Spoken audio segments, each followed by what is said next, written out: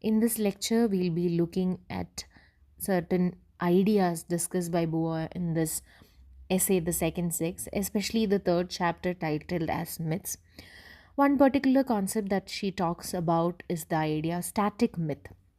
Static myth simply means the division of humanity into two classes of individuals, man and woman. So, this is based on the Platonic ideas.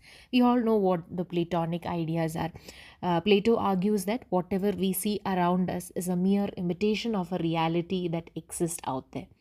And here the beings in this imitation is they are simply temporary beings, and we are trying to participate in the ideal real or ideal thing. So an example for that would be, imagine that we women existing in this world, we are trying to compete or we are trying to participate or match up with an ideal image in the real world. The ideal image would be a saintly mother, an angelic young woman, an altruistic woman, self sacrificing woman. So, that is the image in the real world. And we temporary beings, according to Plato, we are trying to match up with that real image. This is what static myth is. So, it means that there is an image, there is a myth created for women to be let's say women to behave in certain way, to act in certain way. So that is what static myth is about. So according to Plato, there is an essence or there is a reality out there, and the temporary beings are trying to participate in that essence or reality.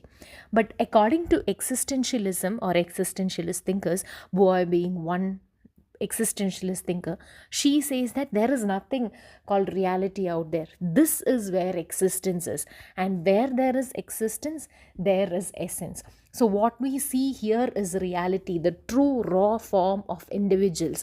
That is what true reality is. Not that there is an ideal woman out there, ideal myth which we have to match up to. There is nothing like that. This raw form of humanity is what the true essence is about. She says that each of the myths built around women tries to summarize her as a whole. So this idea of static myth is that there is a ideal man and there is an ideal woman. So everyone, these temporary beings, are trying to match up to that ideal image. Another major idea that she presents is the relation between the subject and the other. So she says that he is the subject, he is the absolute, and she is the other.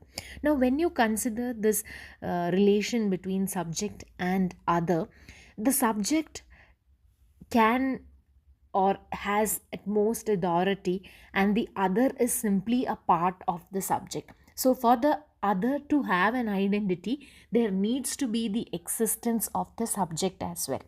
So this is quite interesting idea presented by Boy here.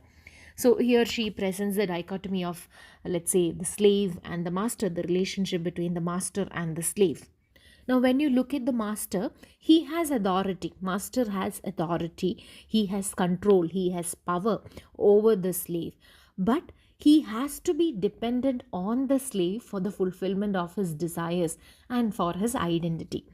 He has to have that person, the existence of the slave, in order to, let's say, get things done, in order to have his desires fulfilled. So, which means that he has power, but there is absence of knowledge. Why there is absence of knowledge? Because for the master, for him to become the master, the identity of the slave is necessary. So he has power but no knowledge.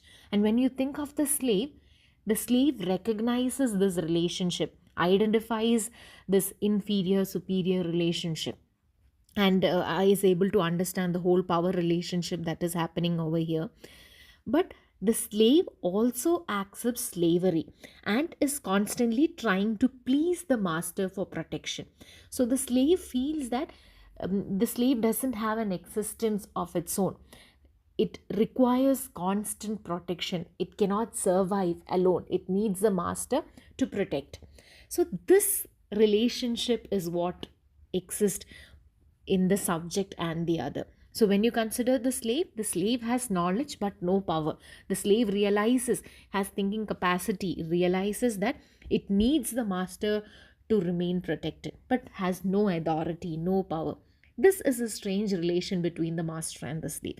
And this is where, or this is how we identify the relation between the subject and the other. Now, when you look at it from the perspective of a man and a woman, we can understand that this is the strange power relation happening.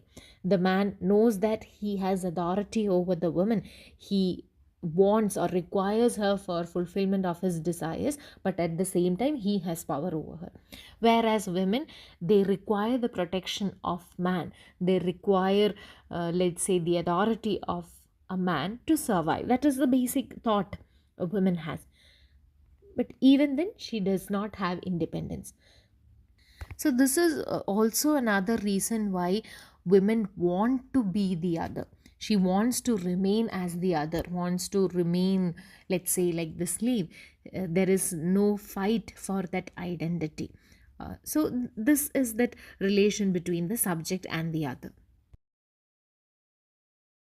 Another major idea presented here is assimilating women with nature.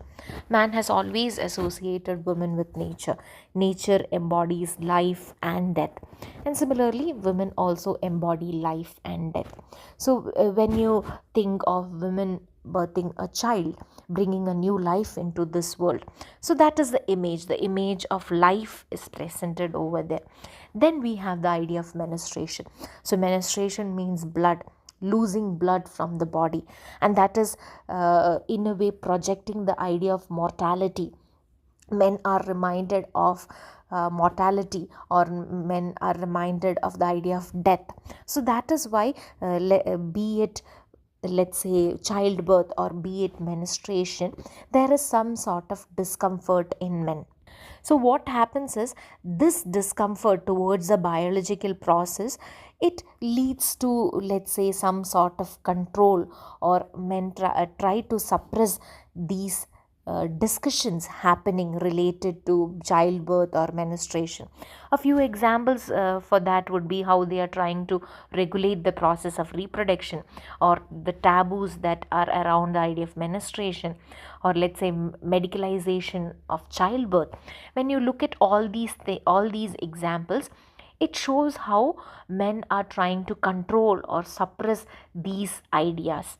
And what happens later is, women also start internalizing these projections. They feel sort of shame in discussing about their bodies. They feel some sort of alienation towards their own body. So this is the ambivalence. This is the kind of contradictory idea projected towards a woman. So there is both fear and desire, or there is fear and some way a need to suppress this. They fear this idea of childbirth and menstruation, but at the same time there is a desire to own women, to suppress women. Other terminology that we are going to discuss is the concept of eternal feminine. The eternal feminine simply means the idealized notion of femininity. It means that there is a myth, or there is an image of women which is unchanging, or which is universal. It can be related to certain qualities like beauty or purity, or even seductiveness of women. Now, earlier we discussed the image of an angelic young woman or a saintly mother. So, in each of these images, there are certain qualities that stand out, certain archetypes. And this archetype is what eternal feminine is. And Beauvoir criticizes this idea or this concept, stating that this is simply a patriarchal construct. This is simply a projection of a man's desire. What he desires in a woman, how should her body be, how should she look, how beautiful should she be, the idea of purity. So this is simply a patriarchal construct according to Beauvoir.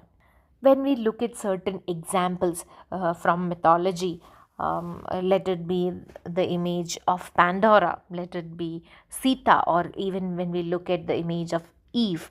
So, all these women represent certain qualities, or let's say even certain attributes that are undesirable as well. When it comes to Eve, it was temptation. Even for Pandora, it was temptation. Sita, she was an ideal woman. Purity, the concept of purity, beauty, everything was associated with Sita.